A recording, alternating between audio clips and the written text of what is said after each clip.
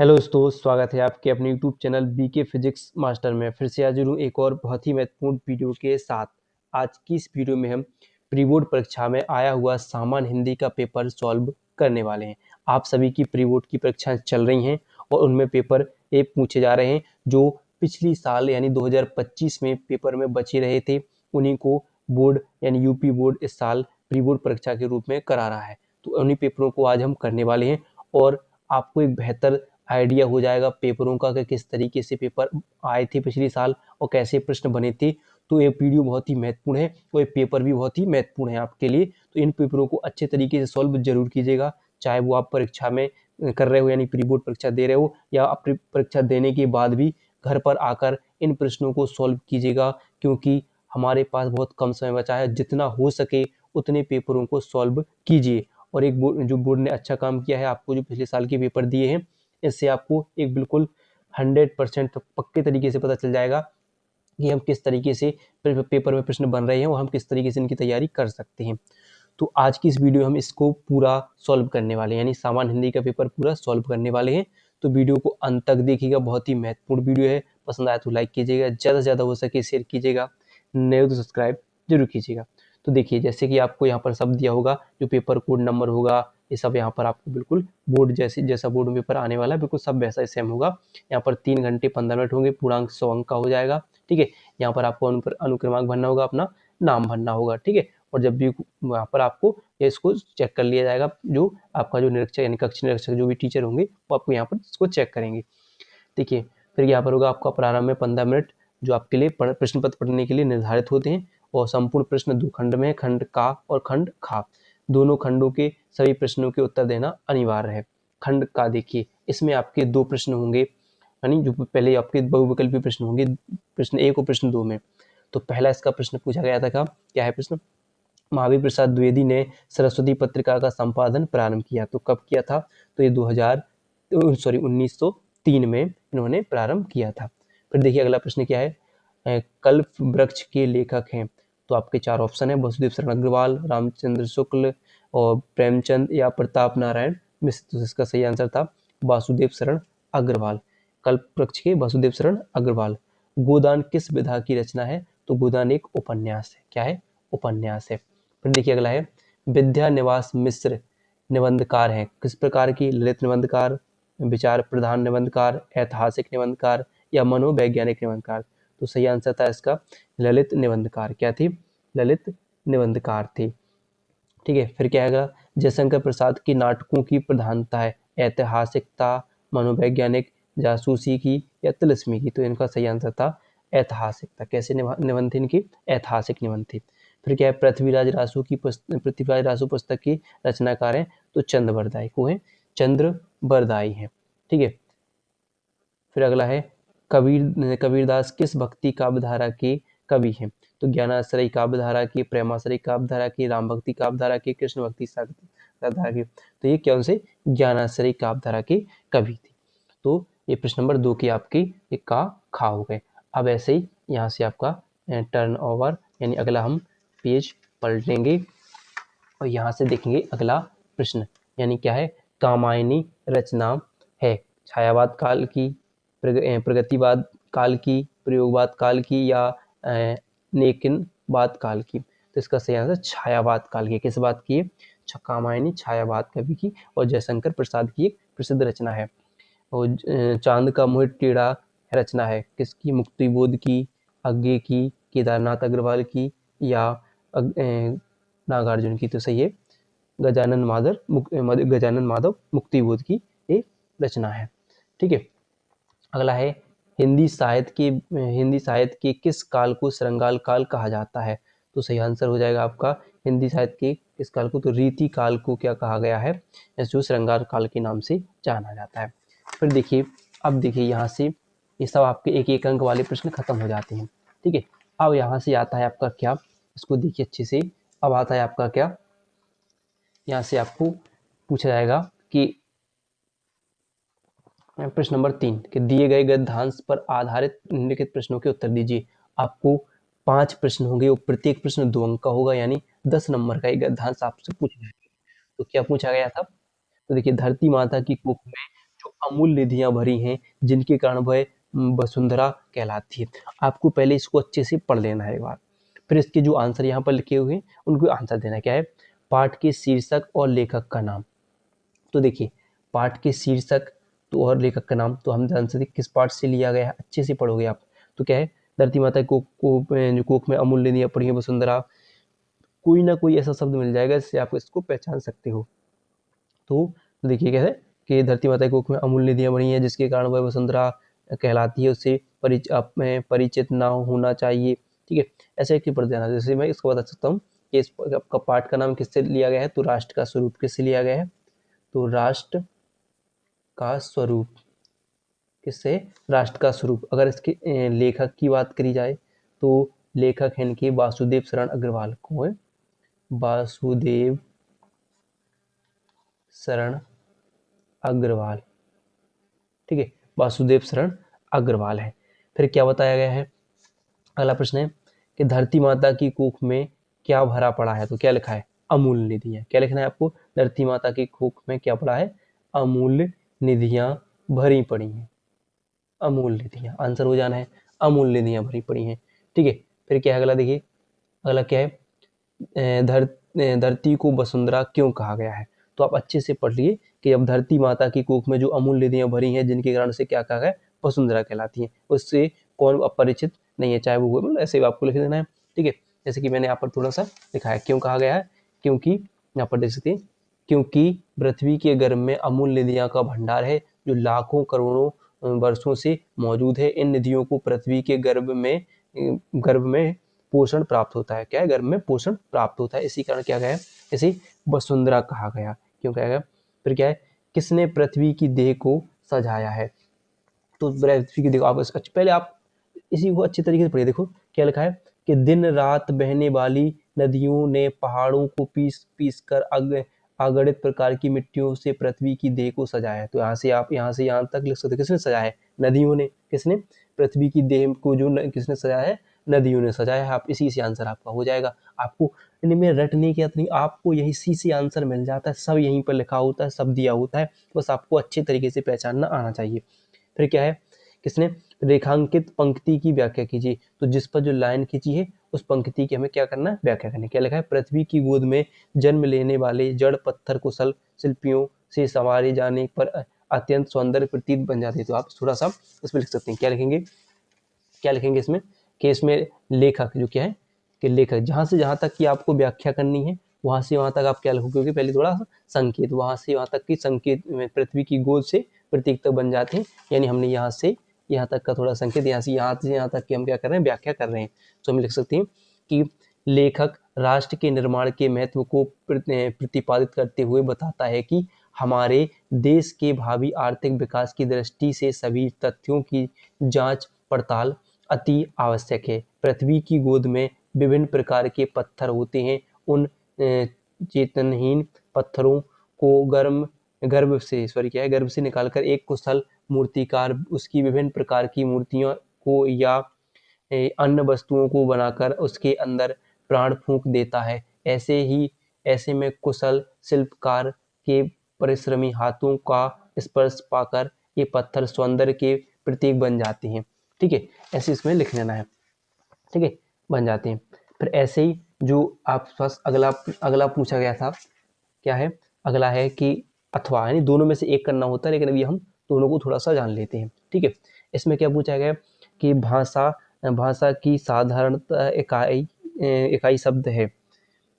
इकाई शब्द है, क्या है, शब्द के अभाव में ही भाषा का अस्तित्व है। तो आप कुछ जानते हो कि किस पाठ से भाषा की बात करी जा रही है, तो उपरोक्त गद्यांश के पाठ का नाम क्या हो जाएगा, इसका पाठ का नाम हो जाएगा भाषा और आधुनिकता।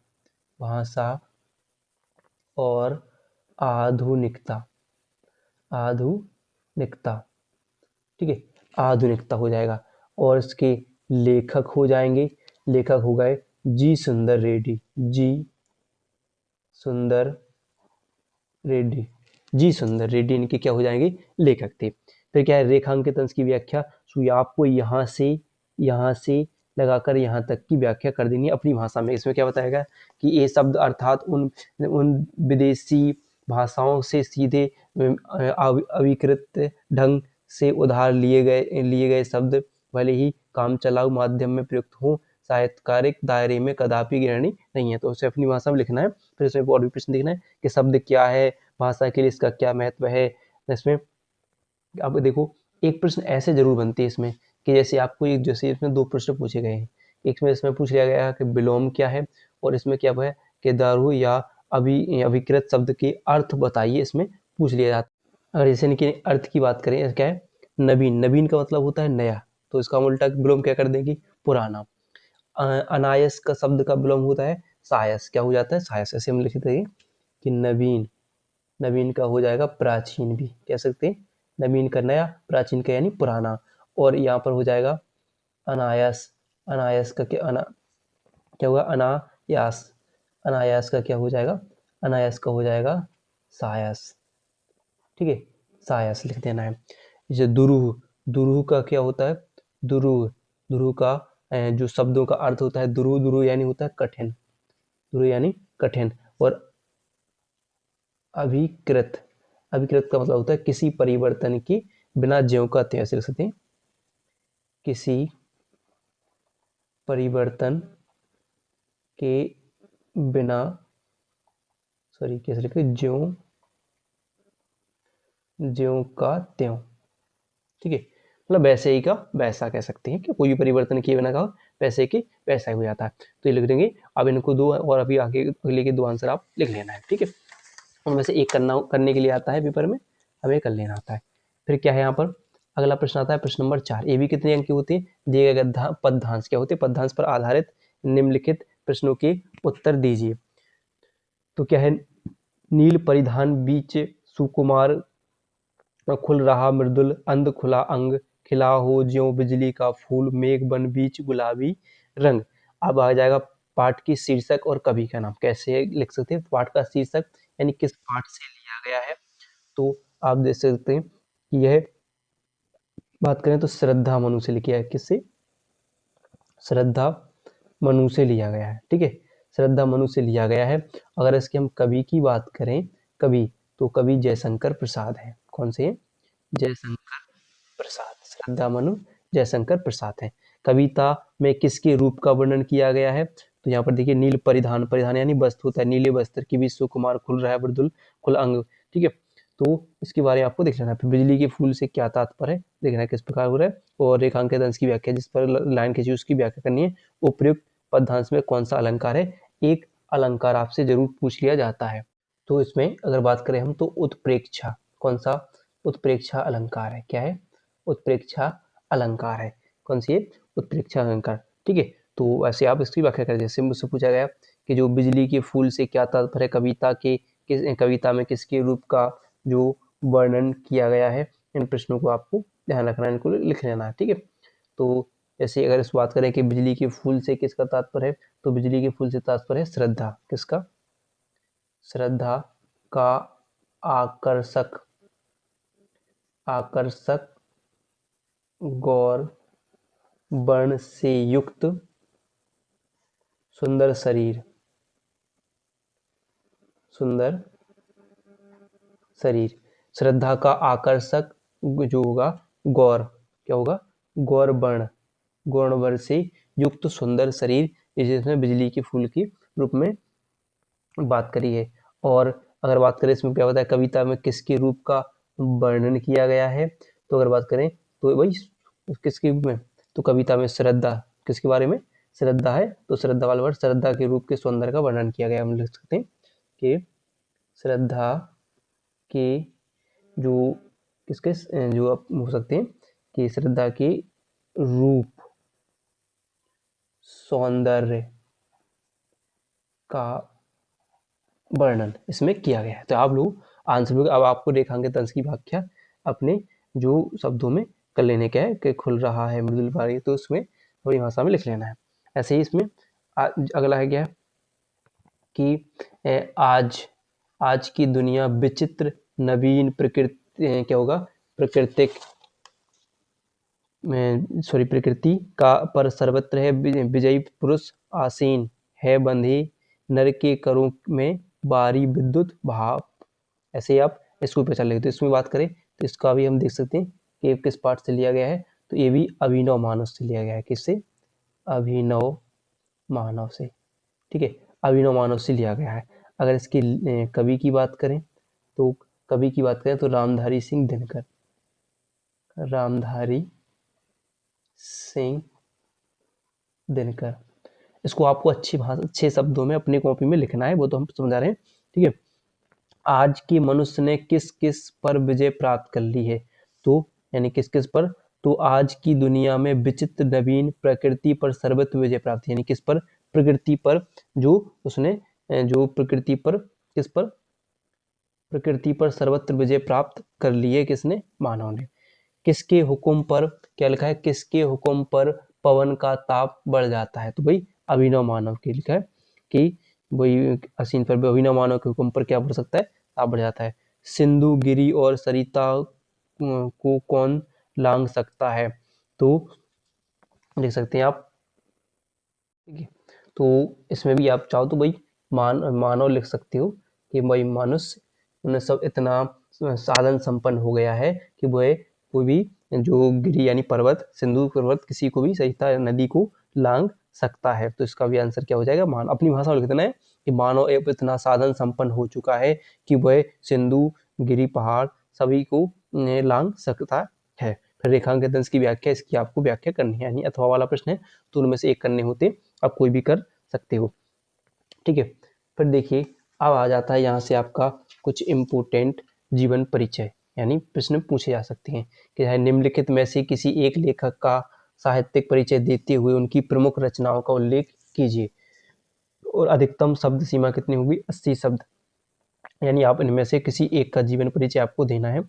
तो यह साहित्यिक परिचय, इसमें आपसे साहित्यिक परिचय पूछा गया है, तो साहित्यिक परिचय आपको लिखना होगा। तो ऐसे आपने कुछ चीजें में यहाँ पर देखेंगे, बाकी आपको लिख लेना है। तो 1922 ईस्वी में इनका जन्म हुआ था, ठीक है। इनका जन्म स्थान क्या है? जमानी, ठीक है। क्या है? जन्म स्थान क्या है? जमानी है। और रचना क्या है उसकी? उनकी कई रचना है, से हंसते हंसते हैं, ठीक है, हंसते हैं और रोते हैं, जैसे उनके दिन फिरे, जैसे उनके दिन फिरे, ठीक है, के पाँव, ठीक है। ऐसे कई रचनाएं हैं कि जो इन्होंने लिखी हुई हैं। बुद्ध के पाँव। ऐसे अगली गलती हुई, मिस्टेक हुई उससे कि ये सब हरिशंकर परसाई का है। ये सब किनका है? ये हरिशंकर परसाई जी का, जो यहाँ पर जो जीवन परिचय हो जाएगा। अगर हजारी प्रसाद द्विवेदी जी की बात करें तो इनका जन्म तो 1907 ईस्वी में हुआ था। कब? 1907 ईस्वी में। क्या पर? बलिया जिले में, ठीक है, बलिया जिले में हुआ था। इनकी मृत्यु की बात करें तो 1979 में इनकी मृत्यु हो चुकी थी, ठीक है, 1979 में। से ही हरिशंकर परसाई जी की भी मृत्यु कब हुई थी? 1995 में। कब हुई थी? 1995 में इनकी मृत्यु हुई थी। 1979 में इनकी मृत्यु हो गई थी 1907 से, ठीक है। इनकी रचनाएं भी बहुत सी हैं कि चारू चंद्र लेख, चारू चंद्र लेख, हजारी प्रसाद द्विवेदी जी की चारू चंद्र लेख, अशोक के फूल, अशोक के फूल, ठीक है, ये मिस्टेक हुई, सॉरी, ठीक है। यहाँ पर हरिशंकर परसाई का बात कर रहे थे हम, हजारी प्रसाद द्विवेदी की नहीं, ठीक है। ऐसे इनकी कई रचना हो सकती हैं। और बाण भट्ट की आत्मकथा, ठीक है, बाण भट्ट की आत्मकथा, आत्मकथा, ऐसे आदि इनकी रचनाएं हो जाती हैं। इनकी मृत्यु ऐसे ही। जो अगले हैं APJ अब्दुल कलाम, यानी इनका भी जीवन परिचय मोस्ट इम्पोर्टेंट है, पेपर में बन सकता है। तो आइए इनको भी हम देख लें। इनकी जन्म की बात करें तो इनका जन्म 1931 ईस्वी में हुआ था, ठीक है। यहाँ पर रामेश्वर जो है स्थान, जो इनके धनुषकोडी, ठीक है, धनुषकोडी के रामेश्वर, रामेश्वर तमिलनाडु में, ठीक है, तमिलनाडु में हुआ था, ठीक है। अगर बात करें इनकी मृत्यु, फिर 2015 में इनकी मृत्यु हो गई थी। ये यहाँ 2015 में मृत्यु हुई थी। जो भारत के राष्ट्रपति 2002 में क्या बनाया गया? इनको भारत का राष्ट्रपति बनाया गया। और ये 2007 तक भारत के राष्ट्रपति रहे, ठीक है। फिर इनकी जो 2015 में क्या हुई थी? मृत्यु हो गई थी, ठीक है। ऐसे इनको पढ़ लेना है आपको, इनको पूरा जीवन परिचय देख लेना है। यहाँ पर मैं थोड़ा शॉर्ट में बता रहा हूँ, बाकी आपको देखना है। ऐसे ही आप देखिए मैथिली शरण गुप्त, इनको भी सेम कितने अंक में 3+2 यानी 2 अगर रचनाएं लिखना है, ठीक है, तो 5 नंबर मिलेंगे आपको। इनकी मैथिली शरण गुप्त, स्वतंत्र पंत, महादेवी वर्मा, इनकी भी आपको जीवन परिचय तैयार कर लेनी है। फिर कहानी आती है 5 नंबर की, बहादुर या पंचलाइट दोनों में से एक करनी थी, इम्पोर्टेंट थी। बहादुर कहानी भी लिख सकती थी, पंचलाइट लिख सकती है। पंचलाइट सबसे इम्पोर्टेंट, बढ़िया है पंचलाइट लिखना। पेट्रोमैक्स का खरीदा जाना, पेट्रोमैक्स को जलाने की समस्या, ऐसे हेडिंग डालकर बढ़िया तरीके से लिखना है। और 5 अंक आपके पक्के, अधिकतम सीमा 80 शब्द में लिखनी थी। ध्रुव यात्रा कहानी का अपने शब्दों में सारांश लिखना था, ठीक है। अमरखंड का आप जी अपने जिले के हिसाब से होता है, जिस जिले से हो आप उसके से देख लेना। जैसे मैं जो ललितपुर की यूपी के ललितपुर जिले से हूँ, तो हमें क्या लिखना होता है, यहाँ पर मुक्तियज्ञ लिखना होता है। क्या लिखना होता है, मुक्तियज्ञ लिखना होता है, ठीक है, ऐसे अपने हिसाब से। फिर यहाँ से जो आपका पूछा गया संस्कृत, दिए गए संस्कृत गद्यांशों में से किसी एक का संदर्भ हिंदी में अनुवाद लिखिए। 2 नंबर संदर्भ के होंगे, 5 नंबर इसके अनुवाद के होंगे, ठीक है। तो किससे लिया गया है, हिंदी संस्कृत भाषा सु अस्य समान अधिकारा आसित, तो यह हम पता होना चाहिए, ये महामना मालवीय, ठीक है, किससे, महामना मालवीय नामक पाठ से लिया गया है। किससे, महामना मालवीय पाठ से इसको लिया गया। देखिए श्री मालवीय, कोई एक ना एक शब्द पहचानने के लिए, नहीं आपके 2 नंबर तो ऐसे हो सकते हैं कि जहाँ से आपको श्री मालवीय वाराणसी काशिया हिंदू विश्वविद्यालय से स्थान आकृति, तो आप उसको पहचान सकते हो। महामना मालवीय पाठ से लिया गया, इसके अनुवाद आपको अपने शब्दों में कर लेना है। फिर ये क्या है, यज्ञ बालक उवाच नावे नावा अरे मैत्रिय, तो ये पाठ इसे आत्मज्ञ एवं सर्वज्ञ से, किससे लिया गया है, इसको किससे बात करें, आत्मज्ञ एवं सर्वज्ञ, ये किससे लिया गया है, आत्मज्ञ एवं सर्वज्ञ से लिया गया है, अथवा माला, ठीक है, इसको अपनी भाषा में लिखना है। फिर ये दिए गए पद्यांश में से किसी एक का संदर्भ सहित व्याख्या, तो इनकी भी सेम ऐसे करना है, संस्कृत वाले ही, सुभाषु मुख्या मधुरा दिव्य गीरवाण भारती, ठीक है। तो इसकी बात करें तो ये सुहास रत्नानी से लिया गया है, किससे, सुहास रत्नानी, किसे, सुहास, ठीक है, जो है